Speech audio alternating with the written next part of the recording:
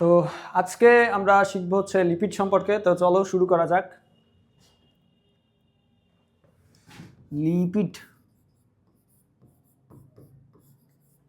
Lipid lipid কি আসলে বলো তো? লিপিড হচ্ছে একটা জৈব যৌগ। লিপিড হচ্ছে একটা জৈব যৌগ।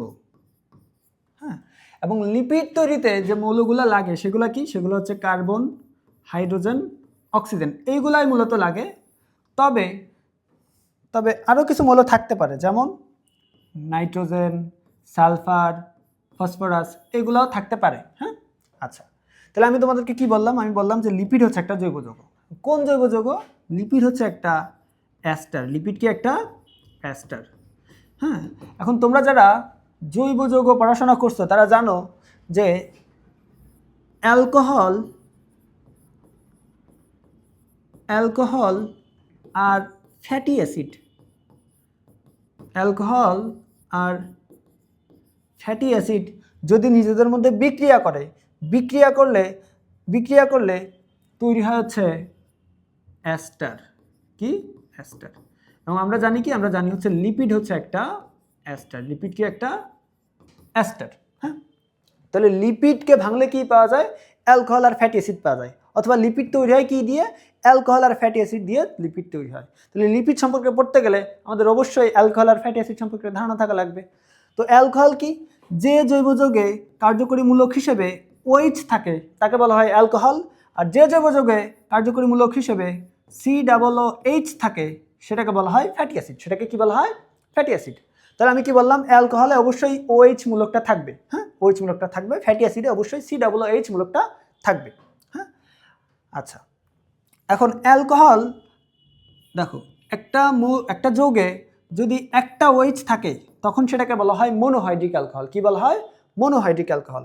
একটা যৌগে যদি দুইটা OH থাকে তখন সেটাকে বলা হয় ডাইহাইড্রিক অ্যালকোহল। কি বলা হয়? Dihydric alcohol.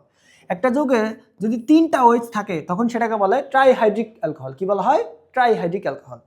তাহলে একটা যৌগে যদি তিনটা OH থাকে সেটাকে বলা হয় ট্রাইহাইড্রিক অ্যালকোহল। এবং এই ট্রাইহাইড্রিক অ্যালকোহলটার নাম হচ্ছে গ্লিসারল। এই ট্রাইহাইড্রিক অ্যালকোহলটার নাম কি? গ্লিসারল। হ্যাঁ, গ্লিসারল। আচ্ছা, এবার আসলে আমরা একটু ফ্যাটি অ্যাসিড সম্পর্কে জেনে আসি। তাহলে ফ্যাটি অ্যাসিড কোনটা? যে জৈব যৌগে কার্যকরী মূলক হিসেবে COOH মূলক থাকবে সেটা হচ্ছে ফ্যাটি অ্যাসিড। ফ্যাটি অ্যাসিড আবার দুই রকম হতে পারে। ফ্যাটি অ্যাসিড আবার দুই রকম হতে পারে। একটা হচ্ছে সম্পৃক্ত ফ্যাটি অ্যাসিড, আরেকটা হচ্ছে অসম্পৃক্ত ফ্যাটি অ্যাসিড। আরেকটা হচ্ছে অসম্পৃক্ত ফ্যাটি অ্যাসিড। সম্পৃক্ত ফ্যাটি অ্যাসিড কারা? যে ফ্যাটি অ্যাসিডের কার্বন শিকলে শুধুমাত্র সিঙ্গেল বন্ড থাকে সেটা হচ্ছে সম্পৃক্ত ফ্যাটি অ্যাসিড। আর যে ফ্যাটি অ্যাসিডের কার্বন শিকলে ডাবল বন্ড অথবা ট্রিপল বন্ড থাকে সেটা হচ্ছে অসম্পৃক্ত ফ্যাটি অ্যাসিড। সেটা হচ্ছে অসম্পৃক্ত ফ্যাটি অ্যাসিড। আচ্ছা, তাহলে আমি তোমাদেরকে কি বললাম? যে অ্যালকোহল আর ফ্যাটি অ্যাসিড বিক্রিয়া করে তৈরি করবে অ্যাস্টার, যেটা একটা লিপিড। এখন এই যে দেখতে পাচ্ছ এখানে একটা ট্রাইগ্লিসারল, এটা কি? একটা ট্রাইগ্লিসারল। এই ট্রাইগ্লিসারলে কয়টা OH আছে? তিনটা OH আছে। এই তিনটা OH-এর যে কোনো একটা OH-এর সাথে যদি একটা ফ্যাটি অ্যাসিড এসে যুক্ত হয় তখন সেটাকে বলা হয় মনোগ্লিসারাইড। কি বলা হয়? মনোগ্লিসারাইড। হ্যাঁ, যদি দুইটা OH-এর সাথে দুইটা ফ্যাটি অ্যাসিড এসে যুক্ত হয় তখন এটাকে বলবো আমরা ডাইগ্লিসারাইড। কি বলবো? ডাইগ্লিসারাইড। আর এই তিনটা OH-এর সাথে যদি তিনটা ফ্যাটি অ্যাসিড এসে যুক্ত হয় তখন সেটাকে বলে ট্রাইগ্লিসারাইড। সেটাকে কি বলে? ট্রাইগ্লিসারাইড। তাহলে আমি কি বললাম? গ্লিসারল, এটা হচ্ছে আমার একটা গ্লিসারল। এই গ্লিসারলের সাথে যদি তিনটা ফ্যাটি অ্যাসিড এসে যুক্ত, একটা ফ্যাটি অ্যাসিড এসে যুক্ত হয় তখন সেটাকে বলে মনোগ্লিসারাইড। যদি দুইটা ফ্যাটি অ্যাসিড এসে যুক্ত হয় তখন সেটাকে বলে ডাইগ্লিসারাইড। যদি তিনটা ফ্যাটি অ্যাসিড এসে যুক্ত হয় তখন পুরো যৌগটাকে বলা হচ্ছে ট্রাইগ্লিসারাইড। কি বলে? ট্রাইগ্লিসারাইড। হ্যাঁ, ট্রাইগ্লিসারাইড। এখন তাহলে এটা কি? এটা হচ্ছে আমার একটা গ্লিসারল। তাহলে গ্লিসারলের সাথে তিনটা ফ্যাটি অ্যাসিড এসে যুক্ত হলে আমরা সেটাকে কি বলি? সেটাকে আমরা বলি হচ্ছে ট্রাইগ্লিসারাইড। কি বলি?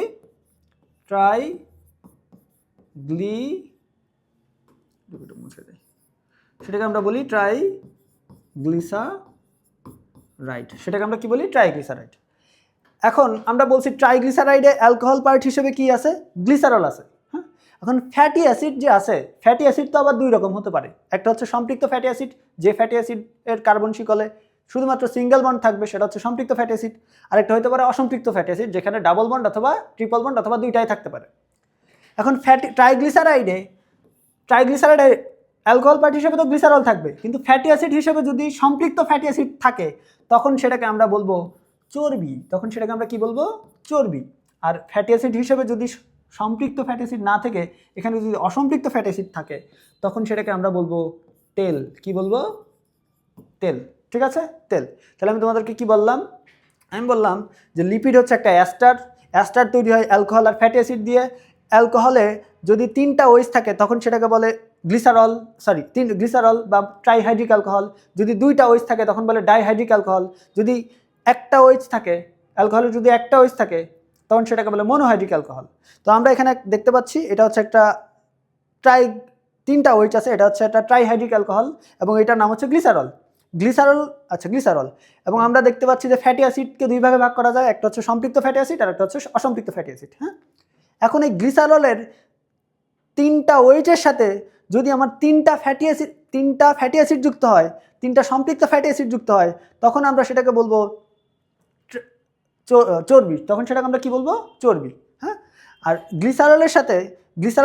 গ্লিসারলের যে কোনো একটা ওএইচের সাথে যদি অসম্পৃক্ত ফ্যাটি অ্যাসিড যুক্ত হয় তখন সেটাকে আমরা বলবো তেল। তখন সেটাকে আমরা কি বলবো?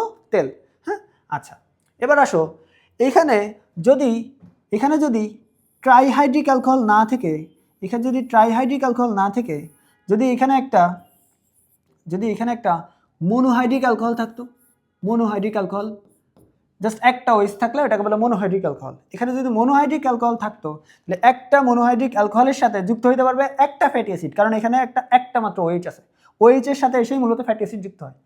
তাহলে একটা মনোহাইড্রিক অ্যালকোহলের সাথে একটা ফ্যাটি অ্যাসিড এসে যদি যুক্ত হয় তখন যে জিনিসটা তৈরি হয় তখন সেটাকে বলে হচ্ছে মোম। কি বলে? মোম। তখন সেটাকে কি বলে? মোম। তাহলে আমরা 3টা জিনিস নিয়ে পড়লাম, একটা হচ্ছে তেল, একটা হচ্ছে চর্বি, একটা হচ্ছে মোম। আমরা কি বললাম? আমরা বললাম যে লিপিড হচ্ছে একটা অ্যাস্টার তৈরি হয় অ্যালকোহল আর ফ্যাটি অ্যাসিড দিয়ে।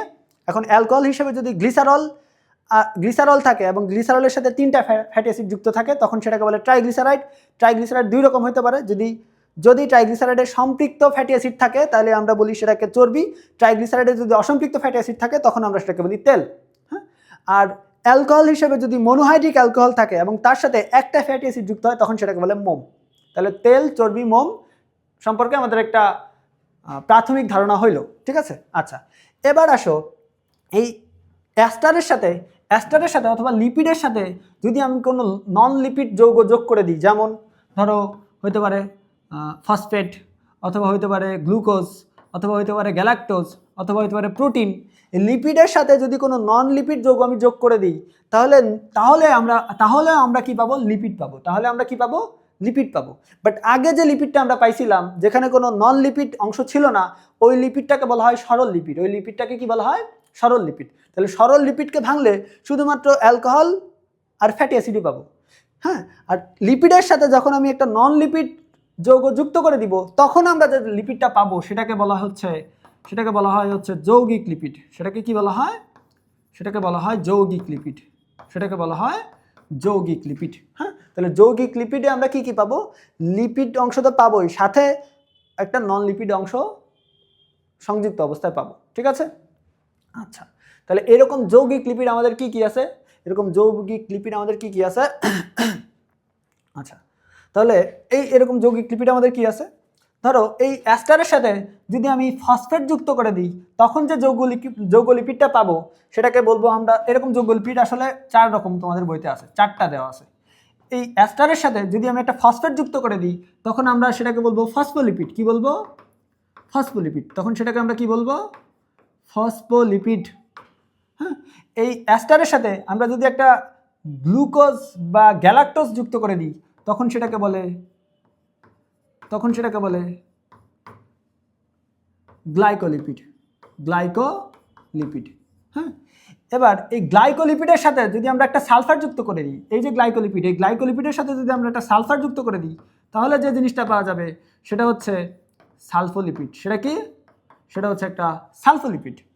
আর এই অ্যাস্টারের সাথে যদি আমরা একটা প্রোটিন যুক্ত করে দিই, মানে লিপিডের সাথে যদি একটা প্রোটিন যুক্ত করে দিই তাহলে যে আমরা লিপিডটা পাবো সেটাকে বলে লিপোপ্রোটিন, সেটাকে কি বলে? লিপোপ্রোটিন।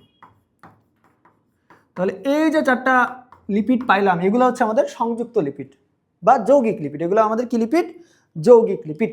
আচ্ছা, তাহলে লিপিডকে 3 ভাগে ভাগ করা যায়। তার মধ্যে আমাদের 2টা সম্পর্কে আমরা একটু পড়লাম। প্রথমটা কি ছিল? প্রথমটা ছিল সরল লিপিড।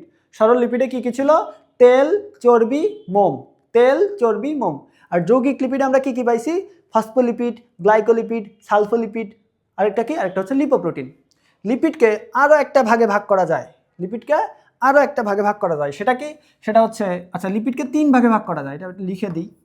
লিপিডকে তাহলে 3 ভাগে ভাগ করা যায়। আমি কি বললাম? একটা হচ্ছে সরল লিপিড,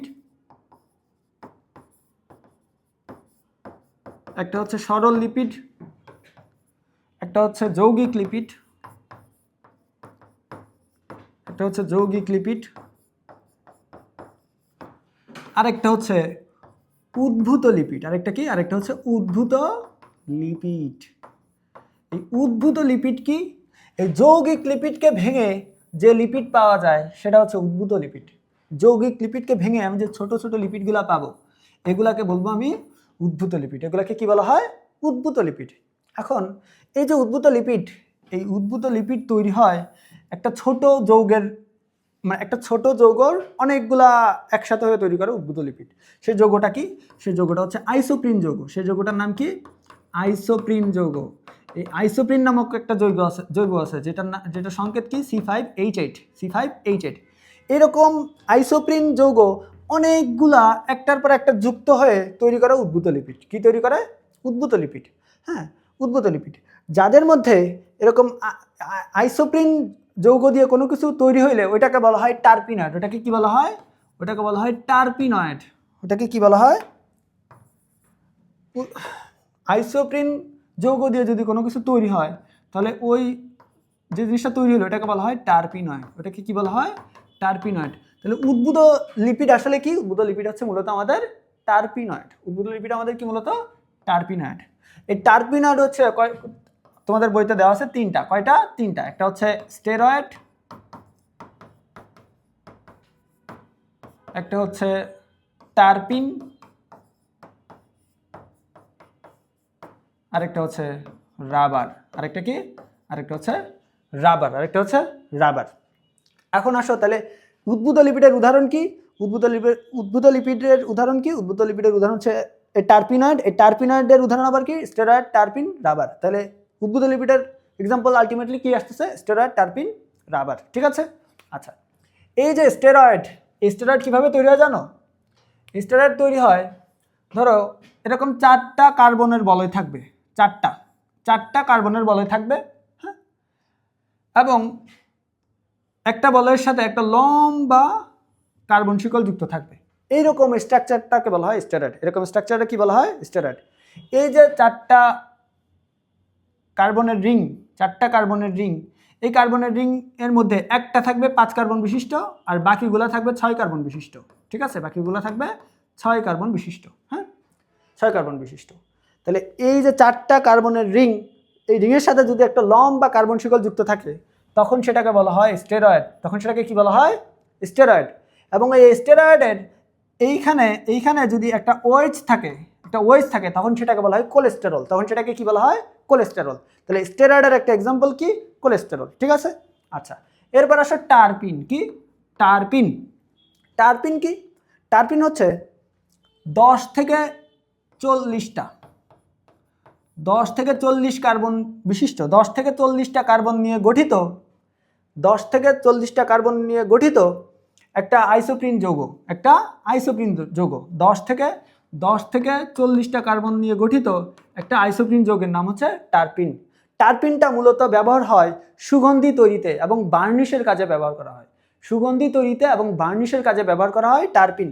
ভালো করে মনে রাখবা যে সুগন্ধি তৈরিতে টারপিন লাগে, এটা পরীক্ষায় প্রচুর আসে। ঠিক আছে? আচ্ছা, এরপর আসো রাবার। রাবারও কি? রাবারও একটা আইসোপ্রিন যৌগ। রাবারও একটা আইসোপ্রিন যৌগ। অনেকগুলো আইসোপ্রিন যৌগ একসাথে যুক্ত হয়ে তৈরি করে রাবার। তাহলে রাবারে কয়টা আইসোপ্রিন যৌগ থাকে? মনে রাখবা 3000 থেকে 6000, 3000 থেকে 6000টা আইসোপ্রিন যৌগ একসাথে যুক্ত হয়ে তৈরি করে রাবার। তাহলে আমরা কি কি বললাম, আমরা লিপিড নিয়ে একটা প্রাথমিক ধারণা পাইলাম যে কোন লিপিড আসলে কিভাবে গঠিত হয়। নেক্সট ক্লাসে আমরা প্রত্যেকটা লিপিডের ব্যবহার এবং লিপিডদের মধ্যে একটার সাথে আর একটা পার্থক্য, এগুলো আমরা নেক্সট ক্লাসে পড়বো। তাহলে আজকের ক্লাস আমাদের এ পর্যন্তই, ঠিক আছে, ওকে।